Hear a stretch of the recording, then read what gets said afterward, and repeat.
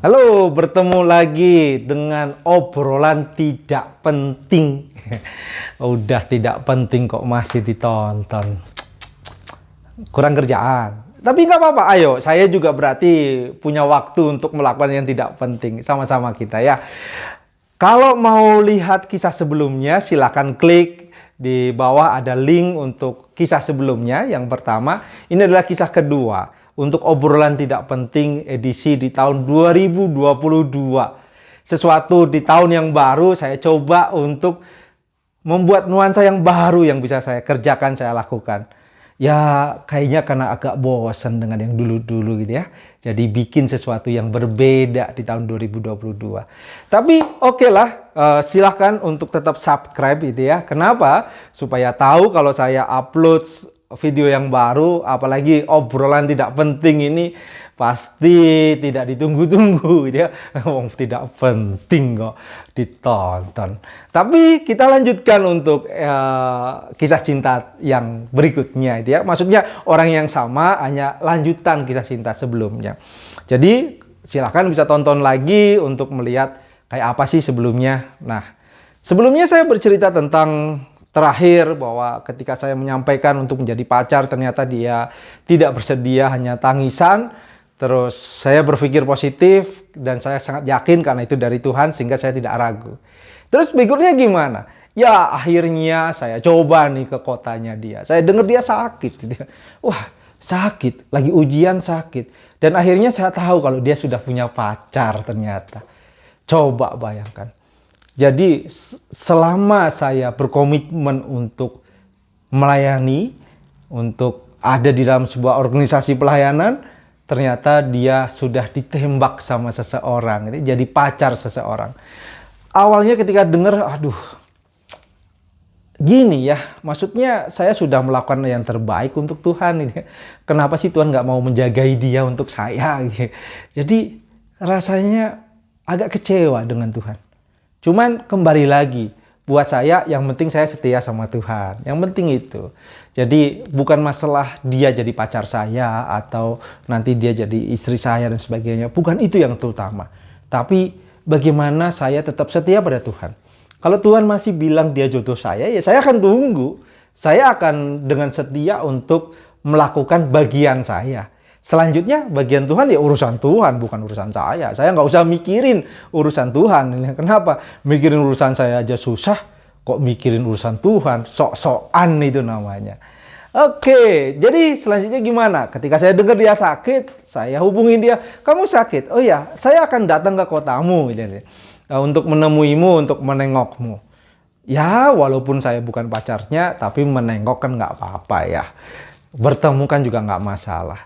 Jadi kami janjian, saya datang ke kampusnya dia habis ujian, ternyata dia satu kelas dengan pacarnya. Cuman ketika selesai ujian, pacarnya disuruh pulang. Dia menemui saya. Nah ini yang kurang ajar siapa? Ini coba. Saya juga kurang ajar sih sebenarnya ya. Ya sama-sama kurang ajar lah. Masa muda bolehlah kurang ajar gitu ya. Masa tua masih kurang ajar juga ternyata. Tapi ya dinikmatin saja dalam setiap proses yang ada.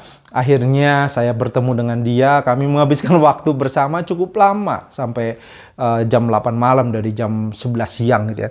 Jadi cukup lama kami untuk makan malam, untuk jalan ke satu tempat dan ke toko buku kebetulan karena kami sama-sama suka buku dan kami menikmati obrolan, candaan, makan berdua dan seterusnya gitu. Sementara pacarnya nggak tahu di mana, nggak tahu pacarnya tahu atau tidak.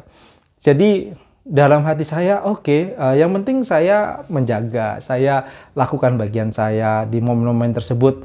Ya saya cobalah karena dia sakit ya saya hibur, saya coba. Ya karena dia yang mengajak jalan-jalan, sakit udah agak sembuh mengajak jalan-jalan ya udah saya ikutin saja dan menikmati setiap proses yang ada. Setelah itu ya saya pulang ke kota saya melanjutkan kuliah saya berjibaku dengan segala sesuatu yang menyulitkan gitu ya. Oke, nggak apa-apa gitu ya. Saya nikmatin saja setiap proses. Dan kami ada pertemuan-pertemuan yang sesekali terjadi gitu ya.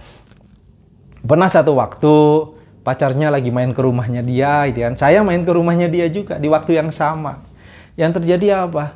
Pacarnya disuruh ke ruang TV, nonton TV di sana. Dia ngobrol dengan saya 1 jam. Dan di saat-saat terakhir saya baru tahu ternyata ada pacarnya di situ. Nah, kembali ya, yang kurang ajar siapa saya juga nggak tahu gitu ya. Harusnya saya juga menghormati dia karena sudah punya pacar, dia bersama dengan pacarnya. Harusnya sih seperti itu. Tapi kembali lagi, saya punya keyakinan. Masalah keyakinan itu benar atau salah ya diuji oleh waktu gitu ya. Tapi saya punya keyakinan bahwa dialah jodoh saya. Saya lakukan yang terbaik. Saya tetap menunggu dia. Saya tetap dengan sabar untuk berkomunikasi dengan dia, menghibur dia ketika dia sulit. Kami menghabiskan waktu untuk bersama-sama. Gitu ya. Ada momen-momen di mana saya traktir dia makan ya, di kota tersebut. Hobi saya itu makan mie ayam. Gitu ya. Jadi traktirnya dimakan mie ayam. Oh, itu tempat umum ya, tidak ada mesra-mesranya. Tapi giliran suatu saat dia menraktir saya di tempat yang ada lilinnya, ada romantis dia. Jadi saya mulai berharap-harap lagi. Tapi ketika ditanya mau jadi pacar saya atau enggak, dia jawabannya cuma menangis. Dia tidak menjawab tidak menjawab iya. Nah, kalau menjawab tidak kan enak ya. Oh tidak, selesai gitu ya. Tetapi tidak menjawab, gitu. Hanya menangis saja. Dan itu berkali-kali ketika saya tanya kembali, gimana nih komitmenmu? Mau sama pacarmu atau putus sama saya? Tidak. Dan kenapa saya tetap menunggu? Ya karena saya punya keyakinan. Apakah saya dekat dengan perempuan-perempuan yang lain gitu ya? Ya sebenarnya kalau kedekatan ada. Tetapi kembali lagi dalam keyakinan saya, jodoh saya bukan orang tersebut. Jadi ya dekat, ngobrol dengan orang lain ya dilakukan saja. Tapi tidak ada kedekatan secara yang berpikir, saya akan pacaran dengan orang tersebut. Dan proses ini semua berlangsung selama 5 tahun. Dia masih dengan pacarnya. Dan saya masih menunggu terus-menerus. 5 tahun itu terjadi. Buat saya ini bukan tentang dia. Buat saya sekali lagi tentang kesetiaan saya sama Tuhan. Sebelum Tuhan mengatakan, bukan dia, orang lain. Maka saya akan menunggu seperti yang Tuhan minta. Apakah saya ada ketertarikan dengan cewek lain? Ada. Tetapi dalam pergumulan kembali lagi saya diingatkan. Bukan itu, bukan dia. Kembali lagi menunggu orang tersebut. Dan itu berlangsung terus-menerus.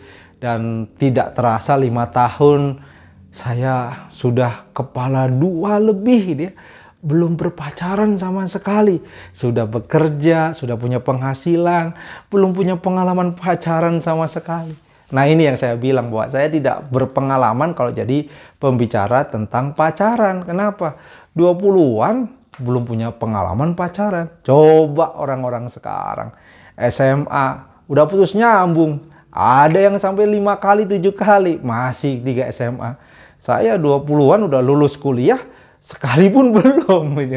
Nah ini yang tidak berpengalaman. Tapi dinikmatin setiap proses dan kembali lagi pertemuan kami menyenangkan sekali.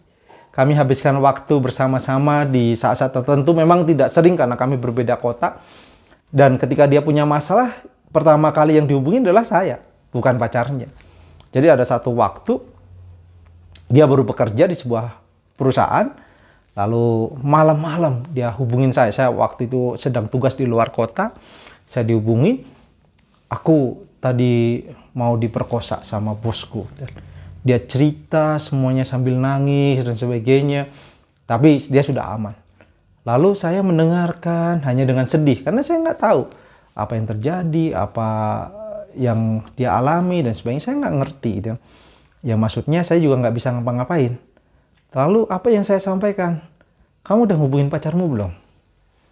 Saya tanyakan demikian. Belum, dia jawab itu. Hal pertama yang kamu lakukan, harus kamu lakukan adalah hubungi pacarmu, baru hubungi saya.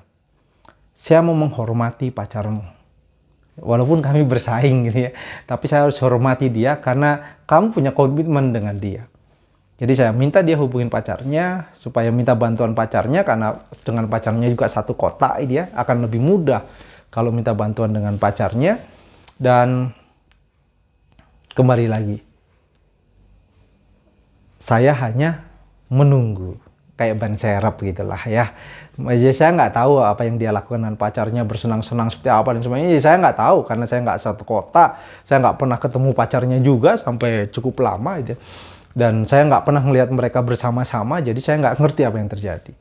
Tapi kembali lagi kalau saya tanyakan itu ya, kamu mau nggak jadi pacar saya? Dan jawaban dia tetap cuma menangis. Nah, ini kisah kedua. Kita akan lanjut ke kisah ketiga, tapi ada pertanyaan nih. Ini para perempuan yang nonton ini nih, ada perempuan nonton ini. Kira-kira apa sih yang dia rasakan itu? Apa sih yang dia pikirkan itu? Kenapa dia tidak berani ngomong tidak langsung ke saya? Udah selesai kan? Saya sudah selesai dengan urusan dengan Tuhan sambil mengatakan, Tuhan, dia yang menolak, saya tetap setia pada Engkau. Udah selesai. Tetapi kenapa dia hanya menangis jawabannya? Dia tidak mau mutus pacarnya, tapi dia juga hanya menangis jawabannya. Nah, untuk kalian-kalian yang memahami perasaan ini atau malah pernah mengalami, silakan ditulis di komentar gitu ya. Jangan-jangan kalian pelaku juga gitu ya. Dulu pernah udah pacaran dengan orang, tapi dekat dengan orang lain, tapi nggak mau putusin, tapi nggak mau lepas dari ini. Ya, kalau ngerasain seperti itu membingungkan ya, membingungkan para cowok-cowok, tulis di komentar gitu ya. Atau cowok-cowok yang ngalami dan merasa udah punya jawaban, silahkan tulis di komentar. Saya pengen denger juga apa sih sebenarnya gitu ya. Dan kita akan saksikan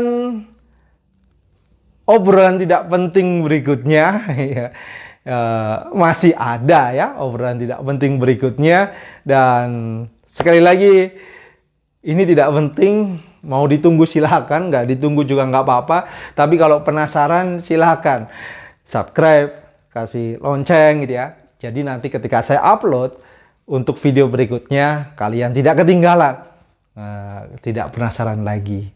Oke, saya dari obrolan tidak penting, Liba Siraya Pusoro. Terima kasih bersama dengan saya dan menggunakan waktu yang sangat berharga Anda untuk mendengarkan sesuatu yang tidak penting dari saya. Tidak penting.